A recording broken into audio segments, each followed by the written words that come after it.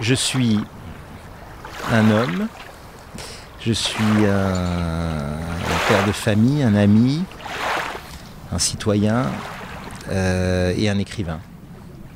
Quand j'écris, en général, c'est une forme de tension, mais c'est une forme de grand plaisir, de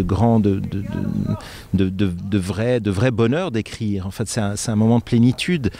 Les moments les plus complexes sont les moments entre l'écriture, ou après l'écriture, ou autour de l'écriture. C'est le rapport éventuellement aux journalistes, aux éditeurs, au salon, comment va être reçu le livre. Je dirais que c'est un livre sur le dépassement de soi, un livre sur le fait d'aller au bout de soi-même, et en étant parfaitement immobile, assis sur une planche de sauna. C'est un livre à la fois qui commence de manière burlesque et qui finit en drame. C'est une sorte de comédie dramatique, ce livre. Ça commence comme une espèce de grande farce, ce qui était d'ailleurs le fait divers à la base. On est là pour s'amuser, pour faire les guignols dans un sauna. Et puis 3 jours plus tard, ça finit en drame avec la mort d'un des concurrents, puis l'autre qui reste handicapé à vie. Donc on passe du burlesque au drame pur. C'est plus un roman noir. Il n'y a pas vraiment d'idée d'enquête policière. Enfin, pas du tout. Il n'y a pas de flics. Il n'y a pas de meurtre. Il y a juste deux hommes qui décident d'aller au bout d'eux-mêmes et qui se sont donné rendez-vous. On pourrait dire, comme l'a bien dit un journaliste belge, que c'est le western réinventé. C'est une sorte de showdown, de duel final. C'est la première fois que je m'inspire d'un fait divers réel. Je me suis juste contenté de savoir où ça se passait, comment, quel est le règlement. Parce qu'il y a un vrai règlement du championnat du monde de sauna.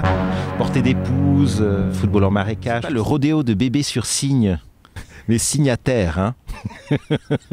Donc je me suis renseigné sur des choses, pour que ce soit vraisemblable. Puis ensuite le reste, la vie de ces hommes, tout l'aspect freaks, marginaux à côté de la plaque, bras cassés, etc. Tout ça, c'est le fruit de mon imagination. Je suis très proche de tous mes personnages. J'ai pas de préférence. L'un existe grâce à l'autre. C'est comme dans tous les grands duels de sport. On a besoin de l'adversaire et on existe grâce à lui. C'est parce que c'est l'adversaire et c'est ce duel-là qui va vous faire aller au-delà et vous allez être un peu plus grand que la vie. On va bronzer quand même un peu. Hein. Ouais. Je joue aux Indiens, aux cow-boys, aux billes, et là j'ai cet esprit-là. Mais comme tout enfant qui joue, pendant qu'il joue, il est très sérieux avec ce qu'il fait. Il est très sérieux quand il joue. Mais il joue, il n'est pas au travail. Et le jour où l'écriture pour moi deviendra un travail, alors j'arrêterai.